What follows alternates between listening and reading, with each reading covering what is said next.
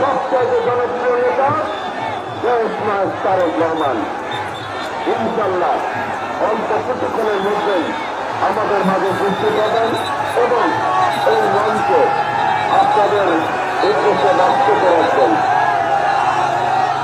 এই ঐতিহাসিক মুহূর্তে বাংলাদেশে যারা উপস্থিত হয়েছেন তারা কিন্তু নিজেদের ইতিহাসের একটি অংশ হিসাবে আপনারা নিজেদের নাম লিপিবদ্ধ করে ফেলেছেন। প্রিয় ভাইরা, আজকে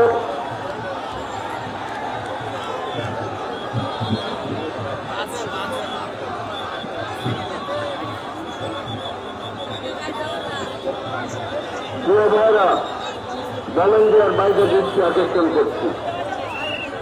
আপনাদের শরীরের ওভারটেক করে অনেকে ইদানিং চলে আসছেন এই পারে ওয়েস্টজনে। দয়া করে আপনাদের যে দায়িত্ব দেওয়া হয়েছে সেটি যথার্থভাবে আপনারা পালন করবেন। তো এই যে পেছন থেকে দেখেন